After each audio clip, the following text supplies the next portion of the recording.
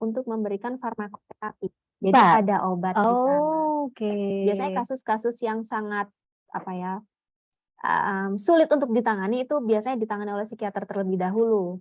Jadi misalnya kalau kita lihat orang dengan gangguan jiwa, nah itu kan mereka kurang bisa mengontrol diri. Iya, Nah itu betul. ditangani oleh psikiater terlebih dahulu. Nanti kalau mereka sudah kooperatif gitu ya, kita cari tahu masalah dia apa, ditangani oleh psikolog. Itu bedanya psikolog sama psikiater. Jadi kalau membutuhkan sampai harus ke obat itu larinya ke psikiater. Betul. Tapi kalau hanya konseling, terapi dan lain sebagainya berarti ke psikolog. Nah, kadang orang itu kalau menganggap harus konsultasi atau konseling itu menganggap bahwa wah aku memang enggak apa-apa, aku enggak sakit jiwa gitu ya. Betul. Kalau psikolog ini bukan masalah tentang orang sakit jiwa dan sebagainya seperti orang gila gitu ya. Tetapi perlunya nanti psikolog adalah untuk konseling, mengungkapkan apa yang mungkin tidak bisa diungkapkan. Iya, betul. Nah, seperti itu, menggali kira-kira permasalahannya apa gitu. Ke masalah pikiran tadi Ibu. Kalau saat-saat ini kan sering atau lagi trennya, bagaimana yang ditampilkan di media sosial itu adalah anak-anak nyun sewu, penyimpangan orientasi seksual itu di media sosial itu malah mendapat tempat. Artinya begini, kadang anak-anak ini ada yang di tren tokoh yang muncul itu adalah bukan pada karakter, misalkan laki-laki harus tampil seperti perempuan, perempuan tampil seperti laki-laki. Nah, seperti ini hanya masih kira-kira apakah tahap seperti ini sampai dia merasa aku ini adalah seorang perempuan misalkan, tetapi dalam tubuh yang salah. Seperti ini masalahnya sudah bagaimana Ibu? Apa sudah ke tahap kejiwaannya atau masih di pikirannya aja? Oke, nah ketika kita menentukan itu sudah masuk ke gangguan atau problem yang saya tadi bilang, itu memang harus dilakukan asesmen secara menyeluruh. Gitu. Jadi kita tidak bisa hanya mengetahui gejalanya cuma 1, 2, 3 gitu, dan kita hanya sekali wawancara gitu, tidak bisa Ibu. Jadi memang harus melakukan asesmen secara menyeluruh, dan itu harus dengan tangan profesional, baik itu psikiater maupun psikolog. Nanti diberikan psikotes tertentu, kemudian dilakukan wawancara, dan wawancara pun itu kalau bisa tidak hanya pada yang bersangkutan saja, tapi juga dengan orang-orang sekitarnya, kebiasaan dia, misalnya nih, kita telusuri apakah secara medis memang orang tersebut itu ada gangguan secara fisiologis, misalnya memang ada gangguan hormon, misalnya seperti itu, atau mungkin itu secara fisiologis, atau mungkin kebiasaan dari kecil kita tanya kepada orang tuanya bagaimana pola asuhnya, bagaimana tendensi atau kecenderungan dia dalam memilih lingkungan, dalam memilih mainan, misalnya seperti itu, hobinya dia apa, segala macam. Nah itu harus dilakukan asesmen secara menyeluruh. Oleh karena itu, ketika kita memutuskan ini masih dalam problem atau gangguan, itu bagaimana caranya? Yang jelas adalah ketika dia sudah menjadi gangguan, itu sudah terpenuhinya kriteria diagnosis. Jadi kalau kita, mungkin adik-adik nanti boleh nih kepo-kepo sedikit ya, Google itu menjadi sumber yang bisa kita tahu segala macamnya. Nah nanti kalau psikolog sama psikiater nih ada salah satu buku yang disebut DSM Ibu. DSM. Nah DSM, ada ICD, ada PPDGJ gitu ya, panduan untuk Gangguan dalam gangguan jiwa. Jadi di sana sudah lengkap kriteria apa saja yang harus dipenuhi ketika orang ini bisa dinyatakan memiliki gangguan. Nah, ketika kriteria itu sudah terpenuhi, baru dia dinyatakan atau didiagnosa mengalami gangguan. Tapi kalau misalnya tidak terpenuhi, dia mengarah ke arah problem, dan itu masih bisa diatasi dengan lebih mudah lah daripada gangguan. Tapi untuk mengetahui kinerja atau keputusan DSM sendiri juga nggak bisa belajar sendiri, itu pun harus psikolog dan psikiater. Hanya sebagai pandangan atau pengetahuan aja buat adik-adiknya. Makanya kadang tuh saya juga pernah dapat kasus Bu ya, kayak misalnya nih dia datang ke saya sambil nangis-nangis gitu ya. Kemudian apa yang terjadi saya tanya, ternyata dia dibilang dia didiagnosa sebagai bipolar. Ya, ya, Nah, bipolar. Lagi dia tren ini ya. didiagnosa sebagai bipolar gitu. Kemudian saya tanya, kamu diperiksa siapa? Dibilang bipolar gitu. Saya lihat dari Google, Bu, dia bilang seperti itu. Wah, kemudian saya tanya lagi, selain itu saya juga dibilang sama teman-teman saya kalau saya tuh bipolar gitu. Lihat di Google, oh misalnya nih Bu ya, kadang merasa senang, tiba-tiba merasa sedih, sedih yang misalnya seperti terlalu iya gitu betul. ya. Nah, saya juga merasakan itu, Bu, gitu. Nah, kemudian itulah yang pada akhirnya membuat dia seperti yang tadi dibilang sama Bu Dina, overthinking dengan label yang diberikan oleh masyarakat dan orang sekitar itu malah memperparah yang seharusnya dia tidak ada bipolar gitu, hanya ya perlu ada masalah yang perlu diluruskan seperti itu. Tapi dia overthinking terus sampai pada akhirnya jangan-jangan yang awalnya tidak apa-apa malah menjadi apa-apa. Karena diafirmasi gitu. seperti itu Betul, dirinya ya. iya. Dia menganggap, oh saya sakit ini saya. Nah, ini memang pentingnya kita membawa narasumber yang kompeten, yang memang paham. Jadi nggak sampai ketika kita cari-cari di Google itu malah terjerumus, malah diagnosisnya salah, begitu ya. Betul. Kembali ke masalah anak-anak remaja, bagaimana dengan ini? Seringkali ada istilah panic attack. Nah, anak-anak muda yang tiba-tiba merasa cemas yang terlalu berlebihan, ketakutan, dan itu menjadi gangguan. Kenapa? Karena dia tidak bisa berkomunikasi dengan baik, tidak bisa mengungkapkan perasaannya dengan. Nah, ini kira-kira bagaimana Ibu dengan kecemasan berlebihan ini? Ya, baik. Satu hal penting yang ingin saya sampaikan di sini adalah mungkin teman-teman juga bertanya-tanya, apa yang menjadikan saya atau tanda-tandanya ketika saya harus pergi ke profesional? Betul. Ya. Nah, tanda-tandanya ketika teman-teman wajib pergi ke profesional adalah ketika masalah yang dihadapi itu sudah berefek ke kehidupan sehari-hari, baik itu ke sosial maupun akademik gitu. Kesehatan psikologis pasti sudah terjadi ya. Jadi kalau misalnya itu masih bisa diatasi oleh teman-teman sendiri gitu, itu tidak perlu melakukan konseling atau mungkin pemeriksaan lanjut ke psikolog atau psikiater, tapi kalau sudah berimpact ke sana, silakan datang ke profesional begitu. Nah, kemudian terkait dengan panic attack gitu ya, yang mungkin sering juga terjadi, istilah panic attack itu sebenarnya sangat umum, bisa diterapkan di mana-mana gitu ya, kalau misalnya secara harfiah, tapi sesungguhnya panic attack itu lebih dalam Bu artinya. Maksudnya gini, panic attack itu perubahan sampai ke nilai budaya yang ada pada seseorang gitu. Jadi bukan hanya ke perubahan situasi, misalnya dari sekolah SMP ke SMA misalnya seperti itu. Itu disebut dengan penyesuaian diri saja, tapi kalau misalnya sampai panic attack itu sampai ke budaya, kebiasaan dia gitu yang memang benar-benar tune in di dalam diri orang tersebut gitu. Tapi kalau misalnya untuk beradaptasi ini lebih ke penyesuaian diri gitu. Jadi sekarang tuh juga sebenarnya istilah-istilah yang memang keren Bu ya. Istilah seperti itu banyak ya gitu-gitu ada. Itu keren memang, tapi itu bisa bahaya ketika kita menggeneralisasi itu gitu. Jadi seperti tadi anxiety disorder itu mungkin juga bisa dibilang kalau masih dalam problem itu mungkin teman-teman perlu bilang penyesuaian diri saja, kalian masih butuh penyesuaian diri, jadi tidak sampai dalam kata-kata disorder.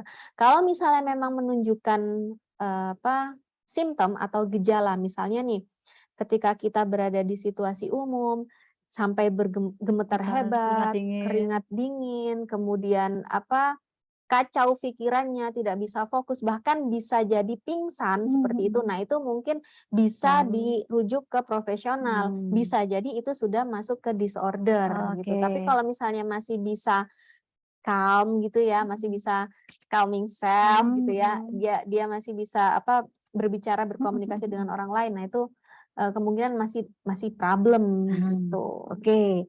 Jadi ada istilahnya problem. Berarti kalau problem itu masih bisa ditangani dengan dirinya sendiri. Betul. Tetapi kalau sudah masuk ke gangguan, maka itu butuh pendampingan dari psikolog profesional. Nah, kalau ini anak-anak merasa namanya bukan panic panic attack. Namanya adalah saya merasa cemas, saya dagdikduk, saya itu tidak tenang. Nah, bagaimana kira-kira ya kiat-kiatnya supaya bisa dengan diri sendiri itu bisa mengurangi kecemasan? Mungkin bisa diberikan kiat-kiatnya, Ibu. Nah, pertama kali yang harus dilakukan ketika kita merasa cemas seperti itu, kita harus menyadari kondisi cemas itu. Maksudnya kita telah dulu nih, oke, sekarang saya dalam kondisi cemas. Kita harus berada di, kalau istilah di psikologi itu namanya mindful. Mungkin teman-teman juga pernah dengar ya istilah mindful. Jadi kita harus mindful terlebih dahulu. Mindful itu apa? Kita harus paham sama kondisi sekarang. Tidak perlu mengkhawatirkan apa yang akan terjadi, tidak perlu memikirkan yang lewat. Seperti itu. Jadi ketika cemas itu fokus sama yang terjadi sekarang itu. Kenali diri terlebih dahulu. Oke, saya dalam kondisi cemas. Oke, sekarang saya berkeringat. Oke, sekarang saya deg-degan. Itu pertama terima saja dulu.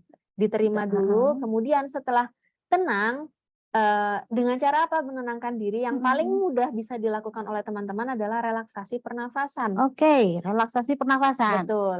Relaksasi pernafasan. Relaksasi pernafasan itu kita bisa mendapatkan kondisi rileks dengan cara mengatur nafas kita. Secara fisiologis mungkin Bapak guru di sini yang orang biologi ya, mungkin lebih paham juga. Nah, ketika kita panik, ketika kita cemas, itu kan secara otomatis tubuh kita ini merespon hal tersebut, sehingga secara otomatis oksigen yang terkirim dalam kepada otak kita itu akan berkurang gitu. Nah, oleh karena itu dengan kondisi demikian pacu jantung juga semakin meningkat gitu kan. Nah, dengan kita melakukan relaksasi pernafasan, kita kan mengatur kadar oksigen, mengeluarkan karbon dioksida itu dengan baik gitu ya. Nah, itu diharapkan kondisi fisiologis itu akan istilahnya homeostatis ya Bu ya, itu akan seimbang gitu. Nah, kalau misalnya sudah tenang, baru kita mengidentifikasi, oke, saya cemas gara-gara apa ya?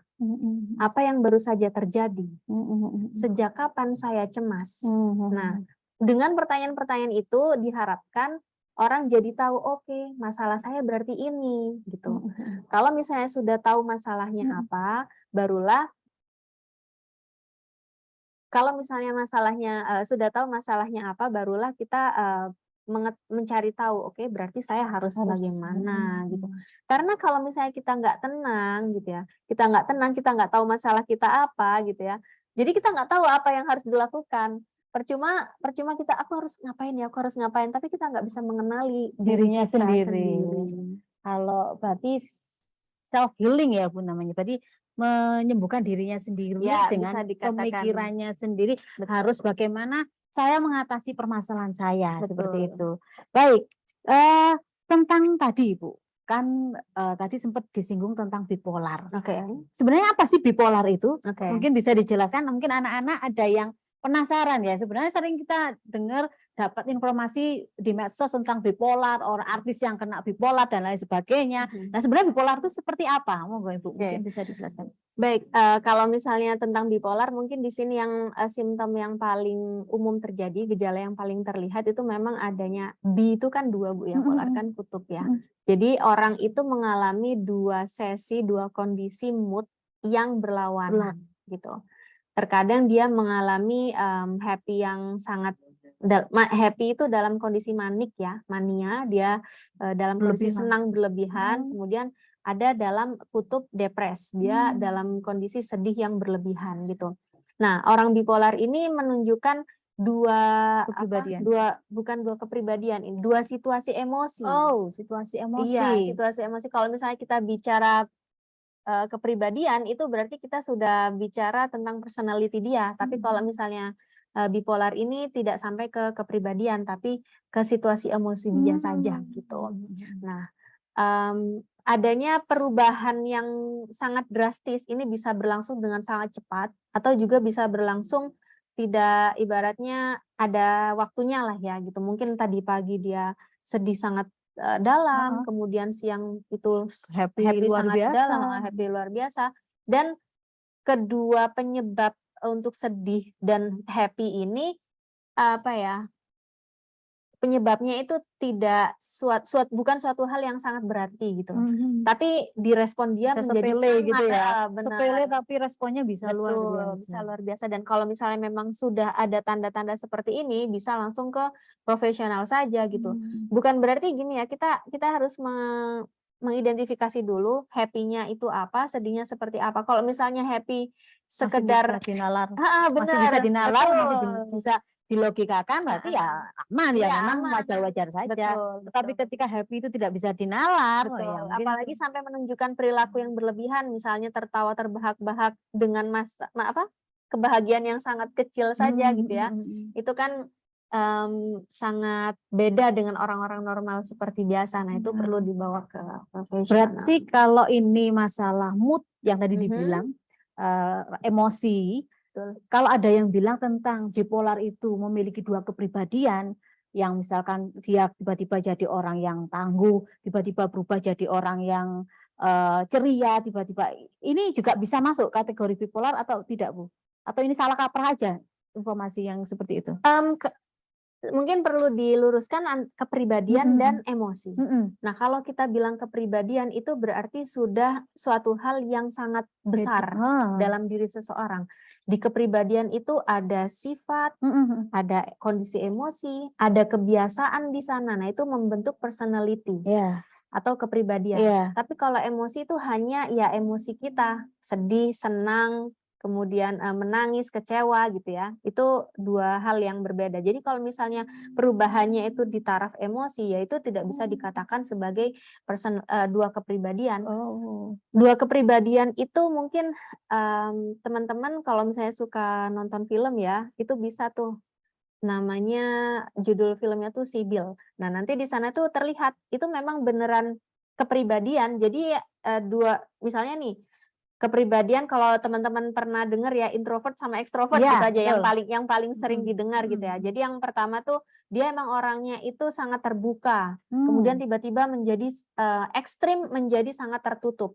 Nah, terbuka dan tertutup ini bukan berarti orangnya itu suka bergaul itu berarti ekstrovert, yang nggak suka bergaul itu memang salah satu tandanya, tapi tidak semua bisa dikatakan demikian gitu.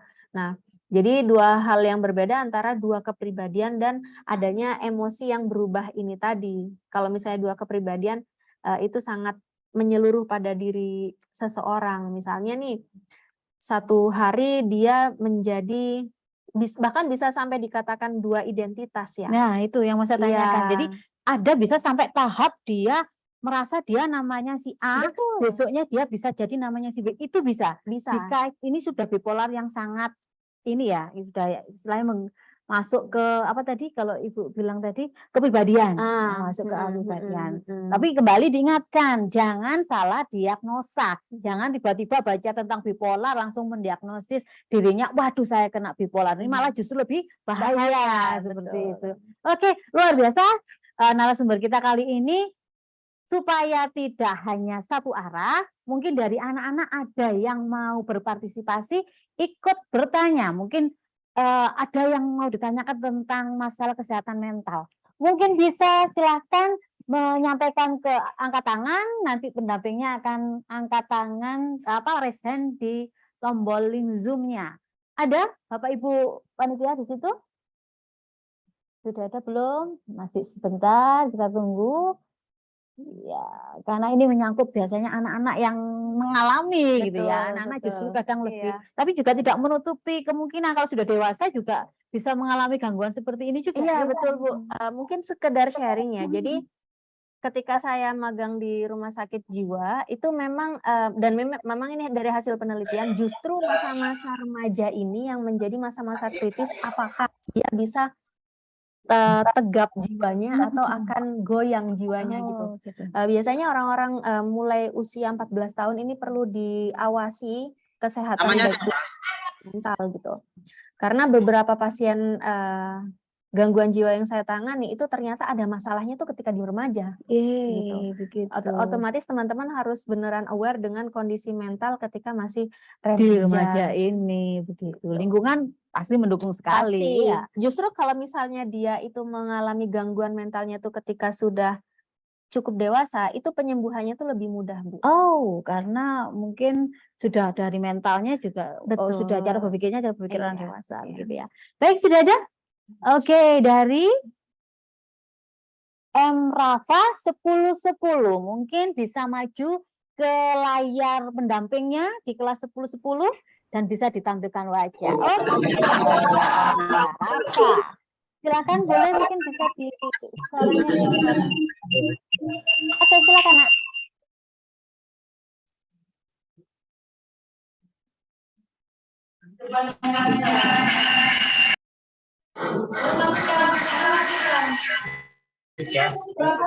Satu saja. Silakan, M. Rafa. Assalamualaikum warahmatullahi wabarakatuh. Waalaikumsalam warahmatullahi wabarakatuh. Nama saya Muhammad Rafa Gifari Pawane dari kelas 1010. Saya mau tanya tentang kalau anak yang mengidap penyakit autisme itu masuk di kategori apa? Gangguan psikologis atau mental?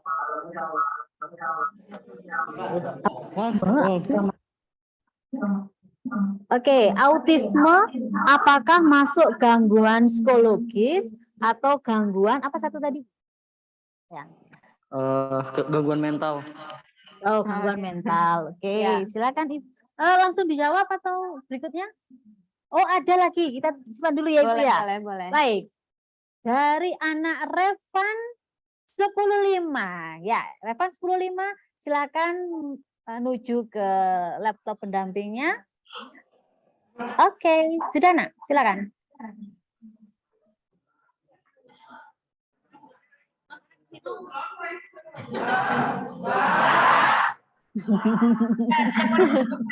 Nah, ini anak tumbuh dengan luar biasa sampai harus jongkok ya. Silakan. Apa yang dimaksud dengan alter ego? Alter ego, apa yang dimaksud dengan alter ego? Itu saja, Nak. Terima kasih. Oke, terima kasih. Ada lagi? Oh, ada lagi, Bu. Kita terima ya. Siap, dari Ahsani 102. Mungkin bisa ke Ahsani 102. Ahsani 102. Ahsani 102. Iya, silakan. Mana? Bisa ditampilkan Ahsani 102. 102 tidak ada yang bertanya, Bu Dian. Oh, tidak ada yang bertanya. Oke, berarti Revananda 103. Revananda dari 103. Oke. Jackson, halo. Nah, oke. Bu, saya mau bertanya tentang apa sih pemicu anak bisa melakukan self harm dan bagaimana cara pemberhentiannya?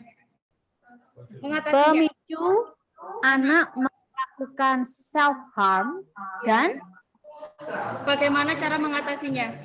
Oh, penanganannya bagaimana? Satu lagi, Bu.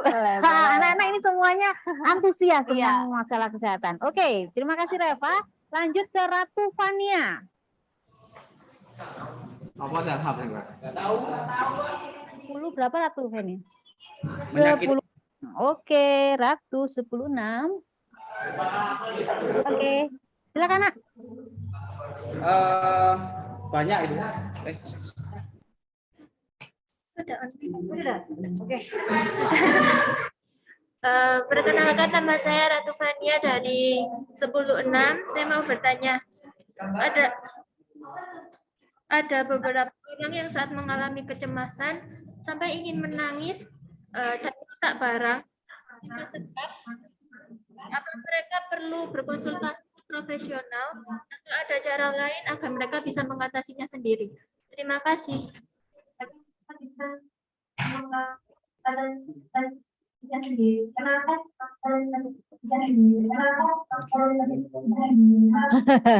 Oke, mengulang-ulang. Oke, mungkin saya bisa sedikit mendengar tadi masalah kecemasan sampai dia sesak. Nah, kira-kira yang seperti ini apakah perlu sampai penanganan atau bagaimana? Begitu ya, Nak ya? Sampai ingin menangis dan merusak barang. Oh, sampai ingin menangis dan merusak barang. Apakah begini ini perlu penanganan atau bagaimana? Mungkin seperti itu ya, Nak. Oke? Ya, Sudah? Oke, baik. 4 dulu pertanyaan kita tampung dari Rafa, Revananda, dan Ratu Fania. Mungkin yang pertama, Ibu, Ya. dari Rafa 10-10 tentang autisme. Ini Oke. termasuk gangguan psikologi atau gangguan emosional. Apa tadi? Gangguan tadi. mental. Oke. Oke. Nah, oke, di sini saya jelaskan lagi bahwa gangguan psikologi itu banyak macamnya. Gangguan psikologi itu bisa jadi gangguan mental, gangguan perilaku, gangguan neurodevelopmental gitu ya. Jadi kalau kita bicara gangguan mental, gangguan perilaku itu ya gangguan psikologi gitu. Gangguan psikologi itu ibaratnya rumahnya. Nah, di dalamnya tuh banyak hal. Gangguan mental, gangguan kognitif, gangguan neurodevelopmental, gangguan perilaku, gangguan kepribadian, itu ada semua dan menjadi satu kita sebut sebagai gangguan psikologis gitu atau gangguan jiwa. Nah, tapi lebih ilmiahnya kalau kita bilang gangguan psikologis seperti itu. Jadi kalau kita bilang autisme itu gangguan psikologis. Nah, autisme ini tergolong ke gangguan neurodevelopmental tadi. Neurodevelopmental berarti Betul. yang diserang adalah otaknya. Iya. Oke. Berawal dari otaknya yang nantinya itu bisa dimanifestasikan atau terlihat dari perilaku orang tersebut. Contohnya yang paling sering atau paling mudah ya, kalau kita bilang pasien dengan autis itu mereka yang masalah yang paling sering dijumpai adalah komunikasi. Jadi minim sekali berkomunikasi sulit berkomunikasi. Bahkan kalau kita bilang komunikasi belum sampai ke komunikasi, bertatap muka, melihat mata dengan mata ini aja mereka sulit gitu. Sulitnya karena apa? Ya memang secara mental, secara neurodevelopmental dia itu memang terganggu. Ada perkembangan otak yang abnormal. Nah, jadi benar yang dibilang tadi bahwa autis ini adalah gangguan psikologis yang ranahnya di neurodevelopmental disorder seperti itu. Dan ini mulai dari lahir. Betul, mulai dari lahir. Bukan karena awalnya kecil dan tidak apa-apa, tiba-tiba besarnya autis itu. Untuk itu perlu ada ini Bu, masih ada pro kontra ya. Jadi ada penelitian yang mengungkapkan bahwa ini tuh memang herediter atau memang dari lahir, tapi ada juga yang dibentuk dari lingkungan gitu. Dibentuk dari lingkungan ini kebiasaan-kebiasaan dia yang mengarah ke apatis gitu ya. Dia punya tidak dihargai proses hidupnya, kemudian dia tidak dikenalkan dengan lingkungan sosial yang dengan baik gitu ya. Nah, bisa jadi mereka mengalami autis, cuman beda ya. Autis pun itu masih ada tarafnya, Ibu. Benar, ada tarafnya. Memang ada yang masih autis, ada yang sudah autis, ada juga yang masih mengarah ke sana. Oh, begitu. Jadi bahkan lingkungan pun bisa menciptakan seseorang itu bisa menjadi autis. Betul. Tidak dari lahir pun juga bisa ya. Oke, maka perlu sinergi yang baik memang dari lingkungan orang-orang terdekat untuk bisa pembentukan karakter seseorang gitu ya. Meskipun memang secara mayoritas orang-orang atau profesional tuh bilang bahwa autis ini memang adanya gangguan secara biologis. Jadi kebanyakan memang neurodevelopmental. Makanya di dalam DSM tadi autis ini masuk ke neurodevelopmental disorder. Oke. Dan apakah seperti itu akhirnya bisa menurun?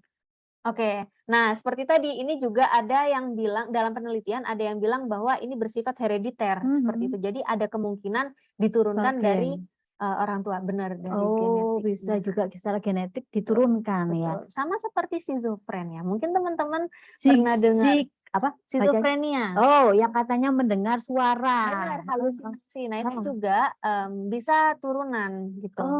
Jadi ada turunan secara biologis, itu ada faktor yang mempengaruhi orang tersebut cenderung bisa mengalami schizofren juga. Tapi jangan disamaratakan. Misalnya teman-teman nih udah tahu nih ada temennya yang misalnya neneknya atau kakeknya atau nenek buyutnya gitu ya, itu orang dengan gangguan jiwa, kemudian teman-teman ngebully nih anak ini, kamu pasti gila juga misalnya gitu.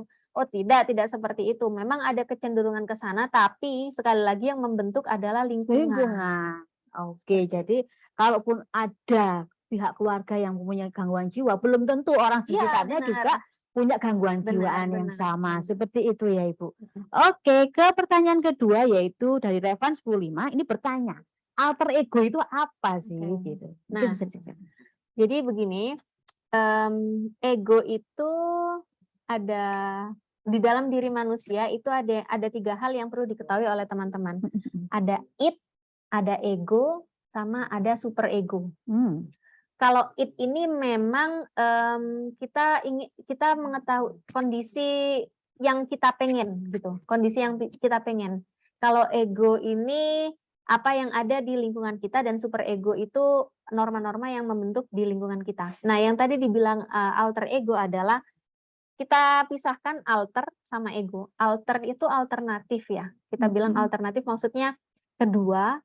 Ego berarti ego yang kedua yang dimiliki oleh seseorang. Jadi orang tersebut memiliki ideal ego yang dia inginkan dibandingkan dirinya sekarang gitu. Jadi orang tersebut sebenarnya ingin memiliki kepribadian yang ideal nih. Misalnya nih saya orangnya cenderung ceroboh, kemudian saya orangnya tertutup, saya kurang bisa bergaul misalnya. Padahal saya itu pengen seperti ini, ideal saya itu pengen seperti ini. Nah, alter ego ini kadang-kadang mereka munculkan, tapi ada kesulitan seperti itu. Tapi bukan berarti alter ego ini suatu hal yang pasti baik gitu, enggak. Tapi yang justru baik itu adalah ya udah menjadi diri sendiri saja gitu. Be yourself ya, jadi be dirimu yourself, sendiri, benar. cintai dirimu sendiri, terima bagaimana kondisimu saat ini, perbaiki lebih baik lagi. Mungkin seperti itu ya tentang alter ego tadi. Jadi keinginan kedua dari kondisinya yang sekarang saat ini, seperti itu. Oke, melanjutkan ke pertanyaan ketiga dari Revananda 10.3, yaitu tentang pemicunya self harm ya.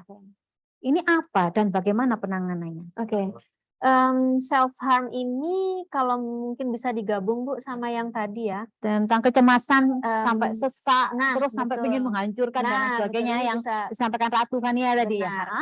Self harm ini adalah wujud coping dari seseorang. Coping itu apa ya? Tindakan yang dia lakukan setelah mengetahui masalah gitu. Self harm ini merupakan coping negatif. Jadi gambarnya gini, setiap orang itu pasti bisa mengalami stres. Jadi jangan bilang kamu stres, ini orang ini stres, orang itu stres gitu. Oh enggak, kita semua bisa stres gitu. Kita semua bisa stres. Tergantung bagaimana coping tadi untuk mengatasi stresor tersebut. Jadi gitu. Jadi ketika orang ini stres, menurut ini teori Lazarus Folkman ya. Jadi orang mendapatkan stres, dia yang pertama kali dia lakukan adalah primary appraisal. Dia melakukan penilaian terhadap stresor tersebut. Oke, ini stres ini akan membuat saya lebih termotivasi atau stres ini akan membuat saya terpuruk. Gitu. Nah, orang itu bisa melakukan 2 hal tersebut, pilihan dia mau yang mana gitu kan. Nah, self harm ini adalah bentuk coping negatif yang dia tadi mengartikan bahwa situasi ini akan memperburuk saya gitu. Jadi sebelum ke self harm mungkin bisa menjadi cemas, gitu ya. Self harm kemudian merusak barang-barang, melempar barang-barang, bahkan sampai suicide atau bunuh diri itu merupakan perilaku dampak dari coping orang yang tidak bisa baik ini tadi, coping negatif ini tadi gitu. Nah, tapi bukan berarti nggak boleh nangis dong Bu, misalnya seperti itu. Oh boleh banget, bahkan nangis itu merupakan salah satu coping juga, meskipun dalam bentuk jadi coping itu ada 2 Ibu, problem focus coping sama emotional coping. Menangis ini masuk ke emotional coping.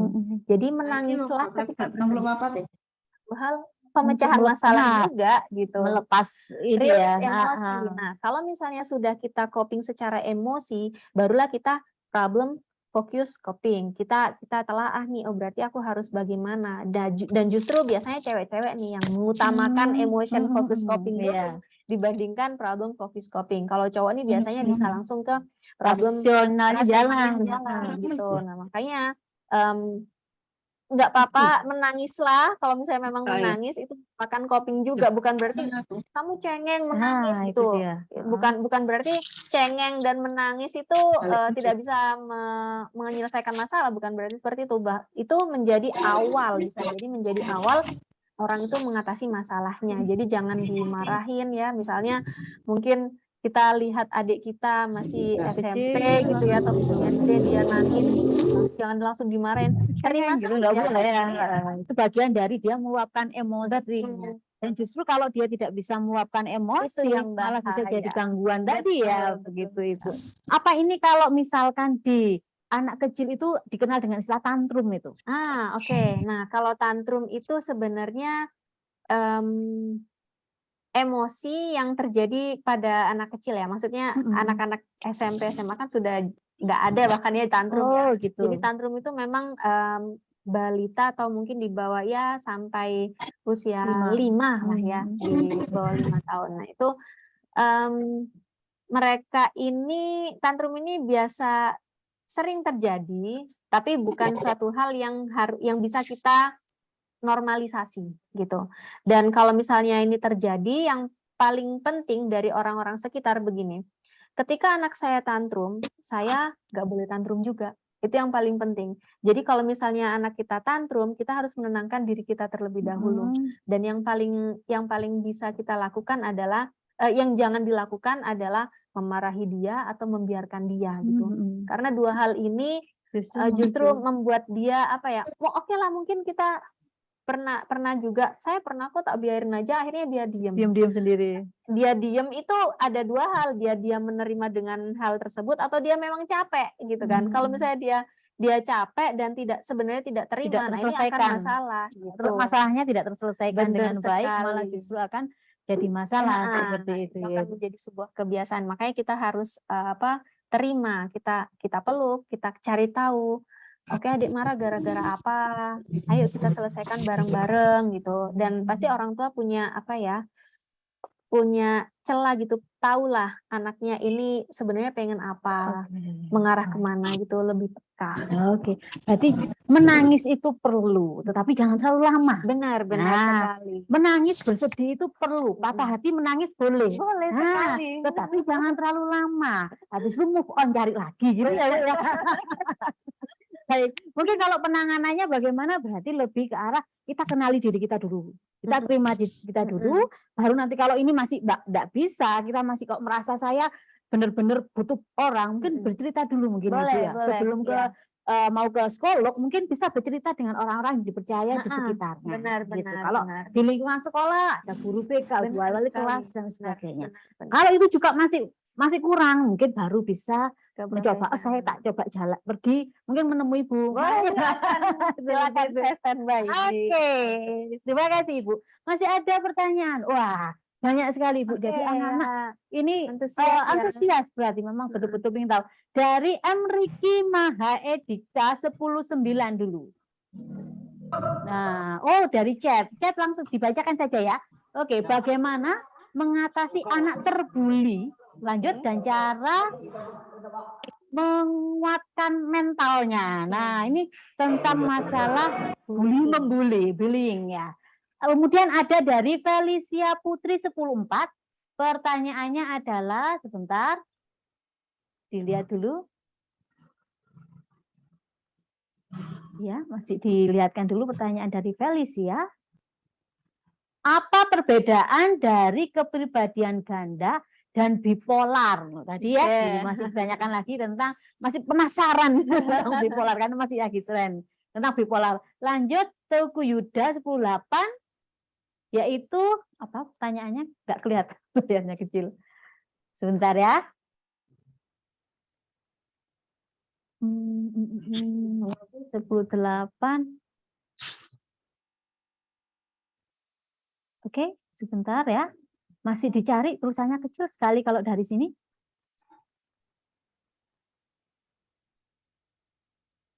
Penyebab sering merasa dihantui perasaan sedih, gelisah, dan frustasi. Penyebab penyebab sering merasa dihantui rasa itu tadi. Ada juga dari Ibu Wali Murid ya ini ya. Selamat siang Ibu Susi Ningsih. Ini kita senang sekali kalau ada wali murid yang mau turut ambil bagian, karena sungguh kita dari pihak sekolah kalau memang mau kita memperbaiki anak, kondisi anak harus kerjasama yang baik dengan orang tua. Baik, pertanyaan dari Ibu Ningsi sebentar, nggih. Ketika bersama keluarga, bentar, dibesarkan dulu biar saya bisa membaca. Oke. Ketika bersama keluarga terdekat, kebiasaan buruk selalu diperlihatkan. Tapi ketika ada di lingkungan orang banyak, kebiasaan buruk tidak diperlihatkan. Itu termasuk gangguan apa dan bagaimana cara mengatasinya? Nah, ini curhatnya ibu-ibu ya. Anaknya itu kalau sama keluarga terdekat itu yang ya menampilkan ya kebiasaan yang buruk. Tapi ketika bersama dengan orang banyak, ya dia menampilkan citra yang baik. Nah, ini kira-kira termasuk gangguan atau tidak, dan kira-kira bagaimana cara mengatasinya. Mungkin satu-satu dulu. Tadi yang pertama dari 19. Pertanyaannya tadi adalah, saya nggak nyatet. Diulang lagi Bu Yusa, mohon maaf. Mengatasi cara anak terbuli. Ya, tentang bullying tadi. Oke, mengatasi apa yang harus dilakukan ya berarti ya ketika kita mengetahui orang sekitar itu dibully. Nah, oke. Yang pertama kita lakukan, kita lihat dulu nih situasinya. Kalau misalnya memang situasinya itu sedang berlangsung pembulian tersebut, kita juga harus tahu kapasitas kita.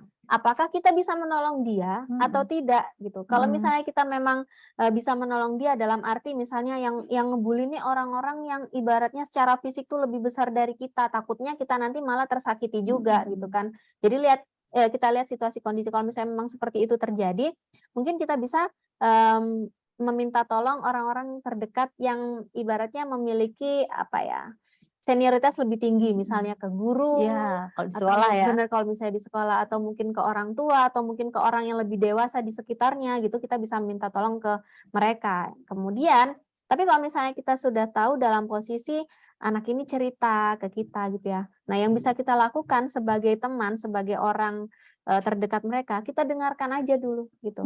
Kita dengarkan dulu. Mendengarkan itu pun ada tekniknya, jangan kita mendengarkan dan melakukan penilaian. Kita dengarkan dulu aja, dia mau cerita apapun kita dengarkan. Boleh kita pancing untuk dia cerita lebih lanjut, tapi kita jangan langsung menilai, oh berarti kamu harus seperti ini, oh berarti salahnya dia, oh berarti salahnya kamu. Nah, itu jangan dilakukan seperti itu terlebih dahulu gitu. Dengarkan saja dulu. Dengarkan saja dulu gitu. Nah, dari mendengarkan itu tadi kita jadi bisa menelaah, oh berarti habis ini saya harus merespon seperti apa ya? Apakah saya bisa memberikan masukan ataukah saya tidak bisa? Maksudnya saya tahu nih, oh berarti ini harus kompleks, harus tahu nih, misalnya seperti itu. Oh ini harus ke guru BK nih, oh ini harus ke psikolog atau ke psikiater. Nah, kemudian refer atau menyarankan ke orang-orang yang lebih ahli di bidangnya. Kalau misalnya memang sudah sangat parah ya, pasti kita secara hukum juga harus melaporkan kan, pastinya itu dilaporkan ke pihak yang berwajib kalau misalnya memang itu sampai bulinya yang keterlaluan, mengganggu dan lain sebagainya begitu ya. Tentang bullying itu sendiri, kadang anak merasa saya itu lebih guyon, saya itu tidak benar-benar. Maka yang dikatakan bullying itu ketika yang menerima itu yang seperti apa? Kalau yang misalkan istilah dikatain apa, dia yang menerima baik-baik saja, lah yang itu saya katain gitu baik-baik saja, ya dia kok merasa terjadi korban. Nah, kira-kira bagaimana caranya itu? Nah, ketika seseorang merasa dibully, ini satu hal yang menjadi kriteria bahwa ini masuk bullying atau tidak adalah ketika orang tersebut memang merasa direndahkan. Ya, dia merasa tidak terima ya. Betul. Kalau misalnya memang dia merasa tidak terima dan merasa direndahkan oleh perilaku tersebut, berarti memang itu sudah termasuk di taraf bullying. Meskipun si offender atau pelaku bullying tadi bilang kayak gitu ke orang, nggak masalah kok, kenapa kamu tuh masalah gitu kan. Nah, itu balik lagi karena kan setiap orang kan berbeda-beda gitu. Jadi kalau misalnya memang A itu bisa nerima, belum tentu B bisa terima. Kalau misalnya memang B tidak terima, ya berarti kamu sedang melakukan bullying, dan bully itu juga memiliki kriteria dilakukan berkali-kali gitu, dilakukan berkali-kali dan di situ diulang-ulang gitu ya. Benar. Dan ada ketidaksetaraan apa ya, ibaratnya level gitu ya dari antara offender sama victim atau korbannya itu. Iya. Kalau tentang pelaku bullying sekarang, oke, ada yang tidak sengaja, tidak merasa dia sebagai pembuli padahal dia sebenarnya pembuli. Sebenarnya apakah dari pembuli ini dia punya latar belakang yang dia juga dibully juga sebelumnya, atau dia punya apa sih yang membuat dia ketika ini yang sengaja ya Bu ya, sengaja membuli. Sebenarnya apa yang melatar belakangi bahwa anak tersebut senang dengan membuli itu dia merasa puas. Ada mungkin seperti itu. Ini kira-kira apa yang melatar belakangi anak membuli ini? Jadi faktor-faktor yang mempengaruhi seseorang bisa menjadi offender atau melakukan bully itu banyak sekali. Dari bisa kita katakan faktor internal dan faktor eksternal. Kalau misalnya faktor internal jadi dia tidak bisa mengetahui apa ya, justru dia tidak merasa menjadi orang yang baik menurut bagi dirinya sendiri gitu. Konsep diri negatif misalnya nih apa namanya, saya ini tidak memiliki cukup teman, saya ini tidak memiliki cukup prestasi gitu ya, yang itu pada akhirnya membuat dia membuli orang lain padahal sebenarnya dia tidak mencapai kepuasan tersebut. Berarti menjadi hebat dengan merendahkan yang lain. Padahal sebenarnya anak yang seperti ini justru yang kasihan. Mungkin di belakang dia itu punya problem yang mungkin jauh lebih besar, begitu dan ya. mungkin juga yang tadi dibilang sama Bu Dian itu punya masa lalu sebagai korban itu juga bisa terjadi karena apa? Karena dia merasa saya dulu digitukan, saya juga harus menggitukan orang lain. Gitu. Makanya perlakuan bully ini memang harus segera dihentikan, gitu. Ya, perundungan ya kalau di Indonesia ini. Bahkan kalau di dalam dunia nyata itu kita kenal istilah bully, di dunia maya pun kita kenal dengan namanya cyberbully. Yang kadang miris atau memprihatinkan itu adalah ketika orang itu membuli orang lain tanpa dia tahu siapa yang dia bully. Nah, apakah ini salah satu bentuk memang karena dia gak kenal atau kadang karena dia pakai samaran, dia bebas mengutarakan kebencian atau bagaimana Ibu? Itu termasuk sebagai cyberbullying. Ketika jadi ada bermacam-macam cyberbullying ya. Di sini mungkin yang saya sebutkan pertama adalah flaming. Flaming itu bahkan ketika kita adu pendapat ya di media sosial, saling membalas komentar dengan ujaran-ujaran yang kasar itu termasuk perilaku bully gitu. Itu termasuk flaming. Ada juga namanya outing, ada juga yang namanya membuat identitas palsu. Ya. Identitas palsu untuk meluapkan meluapkan emosi atau mungkin membuli orang lain bahkan seperti itu. Kemudian bisa juga menyebarkan foto-foto tertentu yang orang tidak suka supaya orang itu citranya seperti itu. Memalsukan identitas diri itu juga termasuk ke cyberbullying. Jadi kalau misalkan salah satu dari kita mengalami cyberbullying, apa yang harus kita lakukan? Oke, yang harus kita lakukan ketika kita mengalami cyberbully adalah kita lihat dulu nih taraf cyberbully-nya itu seperti apa gitu. Kenapa saya bilang seperti ini? Karena saya takutnya nih ketika teman-teman di sini mengetahui atau begini saya berbully, saya terbully akibat saya berbully, saya takutnya langsung acting out yang berlebihan, misalnya langsung lapor polisi segala macam itu jangan dilakukan dulu. Ya kita harus kontrol diri dulu nih, apakah memang ini perlu kita teruskan lanjutkan atau tidak. Ini suatu masalah yang ya sudahlah semuanya bisa mengalami ini, atau ini masalah yang memang harus kita selesaikan. Itu yang pertama. Kemudian kalau misalnya ini memang suatu masalah yang harus kita selesaikan, ya kita cari tahu dulu intensitas cyberbully-nya dia tuh seperti apa, keparahan dia tuh bagaimana. Tapi kalau misalnya memang sampai ke pencemaran nama baik, ya kita laporkan saja sebagai efek jerah. Begitu. Jadi kalau hanya tarafnya hanya masih ya tidak sampai pencemaran nama baik, ya sudah. Mungkin mikirnya sudahlah, saya nggak akan balesi komentarnya, sing waras ngalah. Mungkin kalau orang Jawa tuh gitu ya. Oke, terima kasih untuk bullying tadi sudah dibahas. Tadi yang ke pertanyaan berikutnya tadi 24 tadi diulangi lagi, maaf. Ini apa perbedaan dari kepribadian ganda dan bipolar? Ini tadi ditanyakan lagi ya oleh Felicia.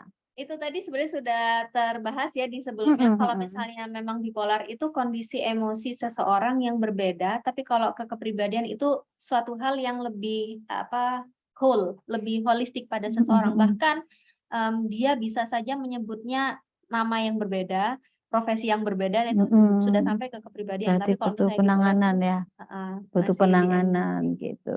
Kemudian tadi ada pertanyaan, apa penyebab sering merasa dihantui perasaan sedih, gelisah, frustasi? Oke, penyebabnya ya. Iya. Penyebab dihantui perasaan sedih. Kalau misalnya pertanyaan ini apa ya? Perlu asesmen nih Bu. Jadi nggak bisa kita jawab. Maksudnya bisa dijawab, tapi lebih baik dilakukan asesmen. Dalam hal ini orang sedih, kemudian apa tadi pertanyaannya? Sedih, gelisah, frustasi. Itu merupakan dampak dari suatu hal. Nah, dampak dari satu hal ini kita cari tahu dulu nih, apakah itu memang fenomena yang benar-benar terjadi atau hanya distorsi kognitif seseorang. Distorsi kognitif ini secara kognisi aja pikirannya dia saja yang membentuk, padahal sebenarnya nggak ada apa-apa gitu ya. Dan dua hal itu penanganannya pasti berbeda. Oke, jadi itu ya, kita cari tahu dulu, kita koreksi diri dulu ya, memahami dirinya diri sendiri. Yang terakhir yang dari Ibu Wali Murid Bu Susi Ningsih tadi katanya kalau bersama dengan keluarga terdekat kebiasaan buruknya muncul, tapi kalau sama orang banyak itu ya anak saya kayak baik-baik saja gitu. Ya, silakan. Ya, sebenarnya ini kalau misalnya memang mau jawabannya lebih tepat, mungkin perlu pendalaman lebih lanjut Bu ya. Maksudnya perilaku buruknya itu seperti apa, kemudian perilaku baik yang dimunculkan di hadapan orang-orang lain itu seperti apa. Tapi kalau misalnya secara apa ya, mudah kita pahami gitu, itu suatu hal yang lumrah saya kira. Kalau misalnya memang ya kita pun kadang melakukan hal tersebut ya sama orang-orang terdekat kita, perilaku kita ya apa adanya gitu. Kalau misalnya di orang lain itu kita tunjukkan yang benar, jaga image. Justru kalau memang ini dalam tahap yang wajar, justru orang tua satu sisi ya ada bersyukurnya dong. Anak saya pura-pura. Setidaknya anak saya itu tidak di luar yang negatif ketika di luar. Tapi bukan berarti itu kita serta-mertakan baik ya. Bukan berarti seperti itu. Nah, kita harus telaah terlebih dahulu baiknya yang di luar itu seperti apa. Apakah dia berpura-pura baik yang luar biasa sampai berbohong, sampai menyakiti hati orang lain gitu ya. Nah, itu perlu adanya penanganan khusus, setidaknya konseling. Tapi kalau misalnya dalam taraf kalau misalnya kita sama keluarga gitu ya, sholatnya itu masih ada yang bolong-bolong, tapi kalau misalnya dengan orang lain itu ada azan langsung ke masjid misalnya kayak gitu. Nah, itu kan suatu hal yang ya syukurlah kalau sering-sering sama orang luar aja. Gitu ya. Meskipun itu tidak baik kalau misalnya kita biasakan ya, memang kita harus koreksi tetap menjadi diri sendiri dimanapun kita berada. Oke, apa mungkin juga kalau ini yang dikatakan yang melakukan perilaku buruk, apakah mungkin ini salah satu bentuk pemberontakan dari seseorang anak remaja, dari apa yang dia terima di lingkungan sekitarnya, apa bisa jadi mungkin seperti itu Ibu? Dia ingin menunjukkan sesuatu, misalkan ini buruk di sini dikatakan tidak sewajarnya mungkin gitu. Yang ketika ditunjukkan ke orang lain. Orang dekatnya itu loh, dia berperilaku mungkin dikandani kok pancet seperti itu enggak berubah, tapi kalau di ada banyak orang dia bisa berubah. Apa ini salah satu bentuk dia pemberontakan atau bagaimana? Bisa jadi ketika memang lingkungan terdekatnya itu pernah dalam tanda kutip membuat orang tersebut kecewa. Gitu. Jadi dia tidak menunjukkan suatu hal yang baik, tidak berperilaku baik di orang-orang sekitar, dan dia merasa diterima. Dia merasa bisa eksplor diri justru di luar orang rumah. Gitu. Dia di rumah itu mendapat image saya sudah jelek aja, kalau di sini percuma saya menunjukkan yang baik juga percuma. Tapi mungkin kalau saya bisa ambil begini Bu, berarti kalau memang ada kondisi di rumah yang tidak sesuai, mungkin ada baiknya komunikasi.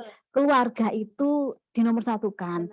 Karena ada beberapa anak itu yang tidak bisa menyampaikan kepada orang tuanya, sebenarnya saya itu enggak senang diperlakukan seperti ini sama orang tua saya. Tetapi ketika dia mau menyampaikan ke orang tua, dia merasa percuma Bu, nanti saya juga dimarahi. Mungkin dengan begini kita bisa memahami bahwa anak itu juga perlu didengarkan. Tidak hanya orang tua saja yang didengarkan oleh anak. Mungkin menjalin komunikasi lagi yang baik dengan anak. Sehingga anak masalahnya juga tertangani, masalah orang tua juga tertangani. Gitu.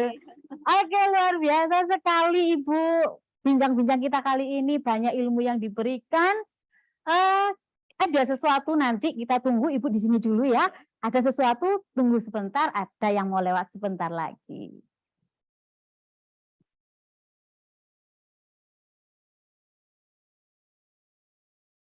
Ditunggu dulu.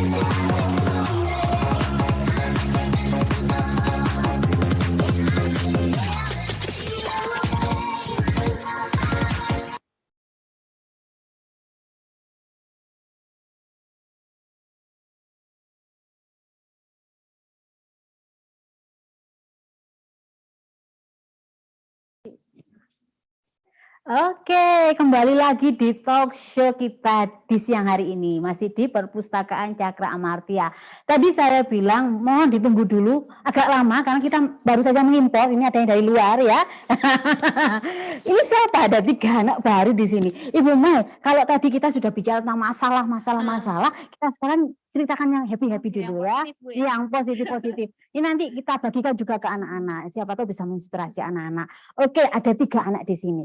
Mungkin bisa diperkenalkan satu persatu, namanya siapa dan medali apa yang sedang ada di gantungan lehernya. Mungkin bisa diceritakan ya. Oke, silakan. Mulai dari Pandu dulu. Oke. Halo, nama saya Pandu Satrio Perkasa dari kelas 11-10.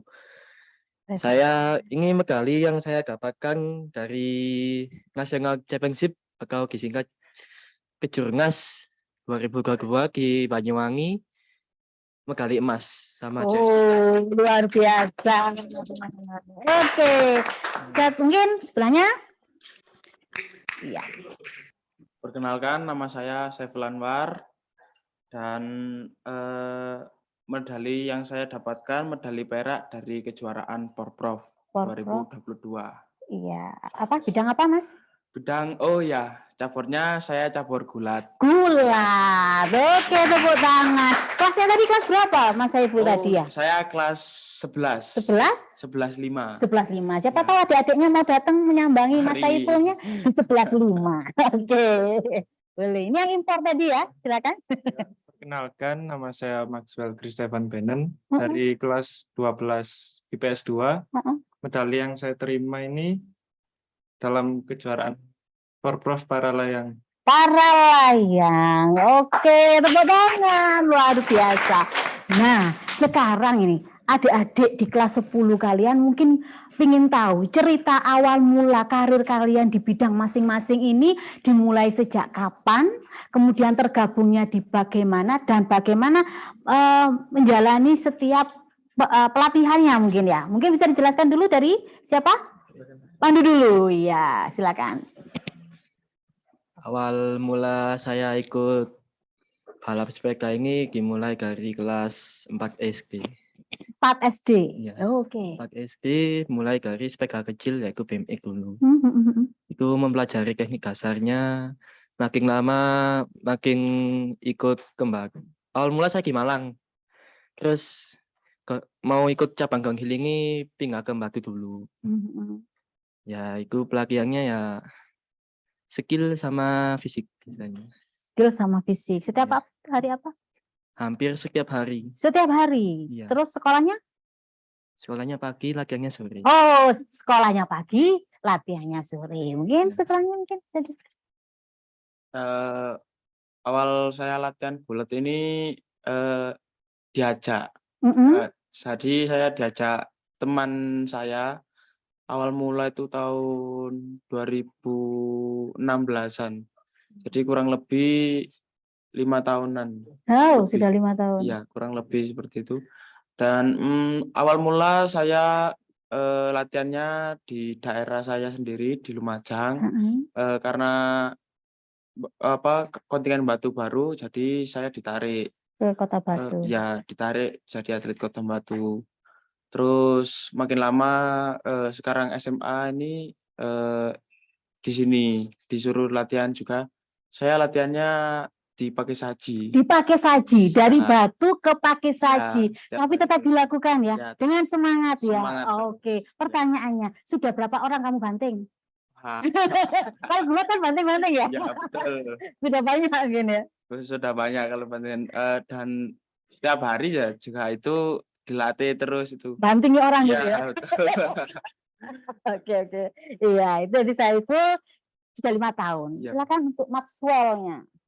Kalau untuk saya di Paralayang ini saya masih baru memulai sekitar 4 tahun. 4 tahun. Jadi diawali dari kelas 2 SMP. Oke. Terus melakukan pelatihan juga setiap hari, setiap ada waktu. Yang penting cuaca sama angin mendukung. Oke. Pakai untuk latihan. Oke, kira-kira sekarang kalau semuanya ini tadi melakukannya hampir setiap hari, dari setiap hari itu pasti ada kendalanya. Atau ketika kalian mau mengikuti kejuaraan juga ada kendalanya. Mungkin bisa diceritakan kendala yang sering dihadapi dan mengatasinya kira-kira bagaimana ini? Apa kendalanya? Kalau kendala saya itu cedera. Oh, cedera. Pernah? Pernah di area sini patah. Oh, tapi tidak sampai mengganggu berikutnya ya? Ya, Oh, ya break dulu 3 bulan. oh, oke. Tetapi Ya, tidak membuat patah semangat. ya yang bikin semangat lihat anak-anak latihan. Oke, karena dari kecintaan tadi ya. Iya. Kalau Saiful, Ya, kalau kendala dari saya sama cedera karena full bandingan. Jadi itu kendala kalau kita gulat ya. Kalau alhamdulillah sih sampai sekarang nggak terjadi dan semoga nggak terjadi. ya oke. Itu Amin. kendalanya. Ya kalau mungkin kalau kendala-kendala lain ya Jarak jauh gitu mungkin. ya Wah. karena jarak jauh jadi tenaga kita berkurang di perjalanan itu. Oh gitu. Oke. Kalau Maxwell kendalanya apa ya? Kalau untuk di para layang ini sedikit ada kendala, hampir nggak ada kendala, karena setiap mau ada kejuaraan selalu sudah di-prepare Oke, jadi 2 minggu sebelum. kuncinya adalah prepare yang baik Ya. supaya bisa mengatasi kendala yang ada. Nah, kalau tadi kendala, pernah nggak sih sebenarnya waktu Anda melakukan kejurnas lomba mengalami kegagalan? Kalau sekarang kan sukses ini ya, bisa mendapatkan medali kan sukses. Pernah nggak mengalami kegagalan? Kalau pernah, terus bagaimana meningkatkan caranya tetap saya nggak boleh patah semangat. Ini saya bisa, ini cuma kendala gagal yang sementara. Bagaimana coba? Mungkin bisa diceritakan. Pernah kegagalan? Pernah. Oke, bisa diceritakan. Waktu gagal itu ya event gengsi kemarin Prof. Iya. Prof saya crash, jatuh, terlalu emosi, tidak tenang, ya jadi crash. Dan kejurnas ini untung saya pelajari dari crash tersebut, yaitu lebih tenang, lebih kipus lagi, sama konsentrasinya tidak melebihi dari 100%. Oh gitu, konsentrasinya tidak melebihi 100%. Oh bisa, konsentrasinya lebih dari 100% tuh bagaimana? Ya, Terlalu overthinking mungkin ya, emosi. terlalu overthinking. Iya, kalau nggak salah itu sudah detik-detik dekat dengan finishnya gitu tau itu, jatuhnya itu dulu. Di tengah-tengah yang di tengah-tengah. obstacle-nya lebih susah. Oh, tapi akhirnya berhasil menyabet emas itu ya? Emas di kejurnas. Oke, luar biasa. Kalau tadi itu kira-kira pernah nggak mengalami kegagalan? Kegagalan pernah, dan kemarin juga di Porprov sama saya kalah dari junior saya karena tempuk ya. Kalau ngatasi kegagalan itu saya mau coba di Popda, main jadi lebih tenang, gak boleh emosi, dan teknik dipelajari lagi. Karena kalau main emosi kita udah semburat gitu. Udah mainnya udah nggak tenang, Ngawur jadinya. tekniknya ngawur, malah nanti kalah poin. Oh gitu, tetap harus ini ya, nggak boleh ngawur gitu. Wah, atau banting-banting nggak boleh. Bisa, Oke. karena ada tekniknya gitu. Oke, terima kasih. Mungkin Marcel. Ya, untuk kegagalan yang pernah saya alami itu waktu kemarin bulan Maret. Jadi kalahnya itu cuma di final. Di final. Jadi 1 poin. Tapi tidak menjadikannya patah semangat ya, tetap aja para layang is number one gitu ya, tetap mau mencoba para layang. Yang jelas tiga-tiganya pasti dapat support yang luar biasa dong, dari keluarga, dari lingkungan sekitar. Betul ya, karena anak-anak hebat seperti ini kalau tidak mendapatkan dukungan yang luar biasa dari lingkungannya, ya tidak akan tumbuh bisa menjadi seperti ini. Betul ya, setuju. Kalau ada kata-kata motivasi atau quotes yang bisa dibagikan kepada adik-adik di kelas 10 supaya bisa sukses seperti kalian, mungkin bisa dibagikan. Silakan. Jawab dulu. Pilihlah jalanmu, hadapilah tantangannya, dan jangan pernah menyerah terhadap kekurangan tersebut. Kekurangan, oke, keren. Kalau quotes dari saya, kegagalan bukanlah akhir dari segalanya, tetapi kemenangan bukanlah puncak dari kesenangan. Oke, jadi terus mau maju ya. Lanjut. Kalau quotes dari saya, ini yang saya pegang dari sejak awal mulai, yang selalu ditanamkan dari senior-senior juga. Intinya, jangan takut untuk memulai, karena dulu para ahli juga seorang pemula. Oke, nggak ada yang langsung jadi profesional. Semuanya pasti diawali dari pemula. Itu tadi kata-kata motivasi yang diberikan oleh kakak-kakak kalian yang sudah berprestasi. Semoga semakin memotivasi kalian yang masih di kelas 10 ini untuk, oh ya, saya punya bakat dan saya akan mengasahnya di sana. Daripada sibuk berpikir mendiagnosis diri sendiri sakit, mending kita alihkan kepikiran kita ke hal yang positif. Mungkin ada dari Bu Mei yang mau disampaikan pesan-pesan untuk anak-anak semuanya di kegiatan kita kali ini. Silakan. Mungkin pesan-pesan dari saya ya, masa-masa remaja, anak-anak SMP, SMA gitu ya, menuju awal kuliah nanti itu merupakan masa-masa kritis gitu. Mereka memiliki energi yang sangat besar dan harus disalurkan. Nah, salah satu hal yang bisa menjadi alternatif penyaluran tersebut adalah olahraga, hobi gitu ya, dan hal-hal yang positif dibandingkan misalnya kita oke lah kita bermedia sosial gitu ya, tapi kalau lihat handphone terus seharian gitu kan lama-lama ya kita ada di situ saja gitu. Jadi antisosial. Boleh kita lihat media sosial terus-menerus, tapi kita juga harus membuktikannya dengan produk. Misalnya kita membuat video gitu ya. Boleh banget ya kita belajar tentang Corel Draw, Photoshop, video dan sebagainya, itu sangat dipersilakan. Nah, itu merupakan salah satu cara untuk mengurangi energi yang menggebu-gebu di diri kita gitu. Nah, salahnya adalah kalau misalnya kita tidak bisa menyalurkan energi tersebut dengan baik. Sebenarnya saya penasaran Bu, boleh tanya enggak Bu? Boleh sekali, silakan. Sebenarnya saya penasaran sama 3 adik ini ya. Pak kan tadi bilang pernah mengalami kegagalan. Satu hal yang pertama kali muncul di pikiran adik-adik ketika merasa gagal itu apa?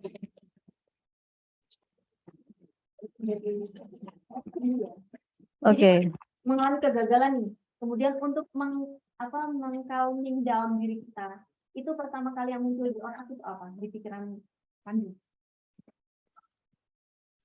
Tenang, tenang, dan tenang. Oke, tenang, tenang, dan tenang. Oke, kalau siapa tadi Mas? Saiful? Kalau pas mengalami kegagalan, awalnya memang emosi dan tentunya kecewa. Betul. Tapi kalau dipikir lagi, ngapain kecewa karena udah terjadi gitu.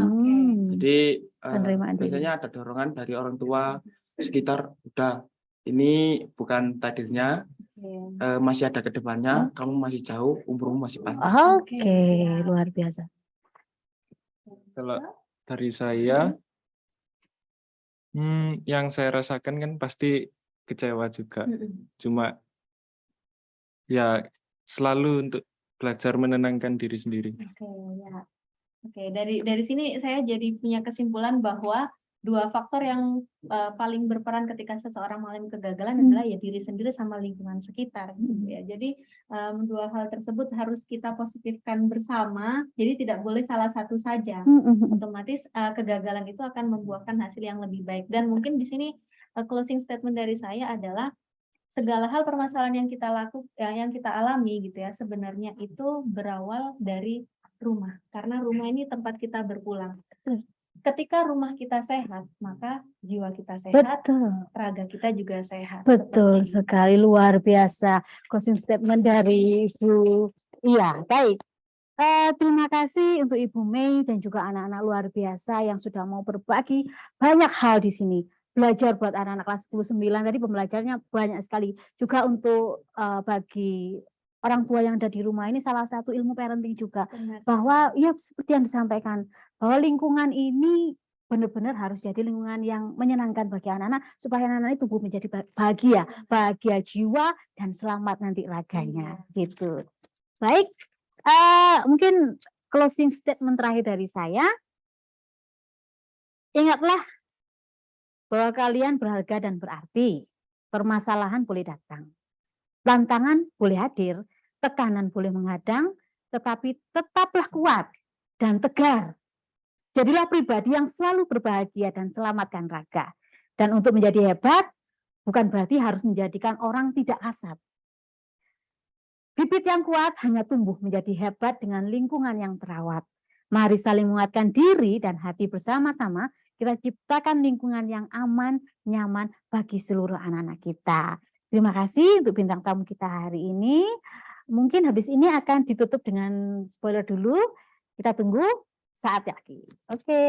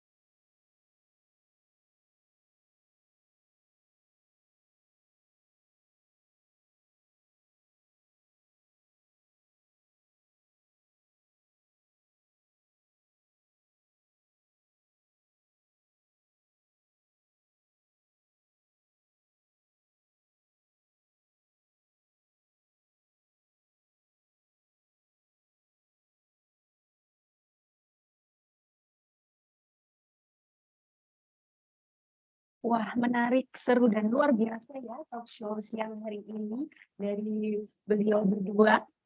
Banyak sekali pesan menarik yang dapat kita ambil. Ya, jadi tadi sepintas saya mereview dengan terlalu overthinking, gitu ya. Kemudian tidak perlu memikirkan apa yang terjadi, yang kemarin terjadi, tapi fokus sama apa yang harus kita lakukan seperti itu. Dan terima kasih juga kepada Bunda yang telah hadir di sini. Kemudian juga memandu dengan lancar sekali, menarik dan sangat menginspirasi. Kemudian ada dari kelas 10 ya, menginspirasi pengalamannya. Mungkin nanti semoga siswa kelas 10 ini mencontoh ya Kakak Pandu, Kakak Syaiful, dan Kak Maxwell seperti itu. Kita semua belajar tentang harus belajar tentang mengenali gejala, problem, atau mungkin gangguan yang ada pada diri kita masing-masing. Tetapi jangan lupa kita juga bisa menanganinya. Ya Bu ya, tadi dari kita kata Kak Pandu, tenang, tenang, tenang. Jadi kita terima dulu problem atau mungkin gangguan yang kita rasakan. Tapi kita harus tahu solusi apa gitu ya Bu ya. Terakhir untuk acara hari ini ditutup dengan doa penutup agar apa yang kita dapatkan juga selalu mendapatkan keberkahan dari Tuhan Yang Maha Esa. Sudah hadir Bapak Ali Ridho SPD MM. Kami persilakan untuk memimpin doa. It's time to begin the 8th lesson. Baik, kita akhiri dengan kegiatan berdoa. Bismillahirrahmanirrahim. Assalamualaikum warahmatullahi wabarakatuh. Alhamdulillah pada kesempatan ini sudah berakhir kegiatan talkshow-nya dengan tema Bangunlah Jiwa Raga dan topik Jaga Jiwa Raga, Lingkungan dan Medsosmu. Alhamdulillah bisa terselesaikan. Marilah kita akhiri dengan berdoa bersama-sama, mudah-mudahan hasil kegiatan talkshow pada siang hari ini membawa manfaat dan keberkahan bagi kita semuanya, terutama kepada peserta didik yang tadi sudah banyak testimoni untuk membangkitkan semangat jiwa raga anak kelas 10 biar termotivasi menjadi generasi yang luar biasa di masa yang akan datang. Marilah kita berdoa sesuai dengan agama dan keyakinannya. Bagi yang beragama Islam, marilah kita berdoa dengan saya pandu bersama-sama dengan membaca terlebih dahulu membaca suratul Fatihah. Al-Fatihah. Bismillahirrahmanirrahim.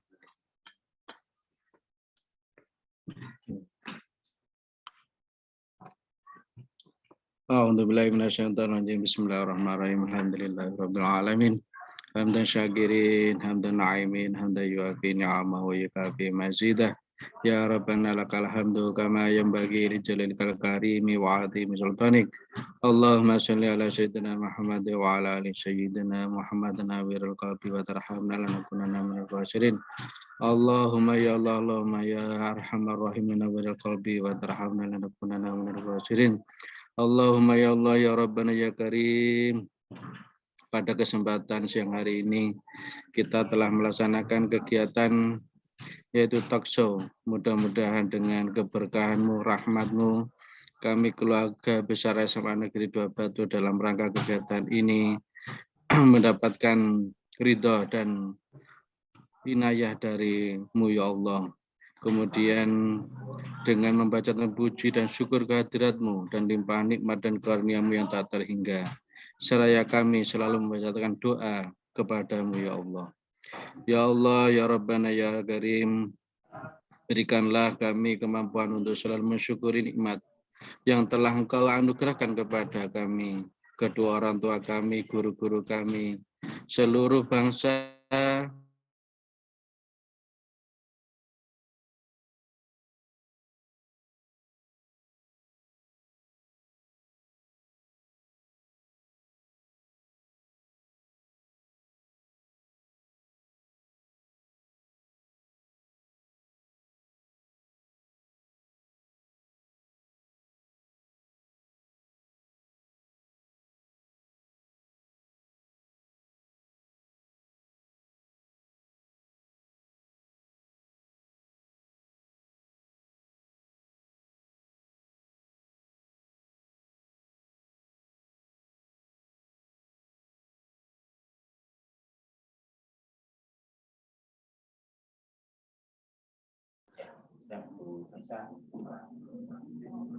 Amin, amin ya robbal amin. Baik, para hadirin yang berbahagia, rangkaian acara demi acara sudah kita lewati bersama dari awal hingga akhir. Tak lupa saya mengucapkan terima kasih kepada narasumber kita, Ibu Mai, Ibu Moderator Budian, kemudian kakak-kakak yang sudah hadir di sini, dan tidak lupa mengucapkan terima kasih kepada yang berbahagia peserta talk show siang hari ini. Tak lupa juga kami ucapkan kepada seluruh panitia yang selalu semangat menyiapkan acara talk show dari persiapan hingga akhir. Tepuk tangan untuk kita semua ya. Baik. Saya Desa Devi Kusuma selaku pembawa acara memohon maaf mewakili teman-teman panitia jika ada salah kata dalam penyampaian kami memandu acara. Dan juga izinkan saya memberikan sepatah dua patah kata untuk closing statement dari saya. Kita paham bahwa menyayangi diri sendiri bukanlah pekerjaan egois. Menjaga apa yang kita makan dan menjaga suasana hati adalah wujud kasih kita terhadap diri sendiri sekaligus jutaan mikroba di dalam tubuh. Loving the word soul. Tertawa itu baik. Sama halnya seperti tersenyum. Terkadang kita terlalu merasa penat dan lelah dengan aktivitas. Terlalu banyak yang kita pikirkan dan khawatirkan. Lalu kita lupa dengan tersenyum. Saya mewakili seluruh panitia dan anggota SMA Negeri 2 Batu jika ada perbuatan dan sikap yang kurang berkenan. Sampai bertemu di talk show selanjutnya. Dan tetap semangat. Kemudian saya akhiri. Wassalamualaikum warahmatullahi wabarakatuh. Waalaikumsalam. Dadah.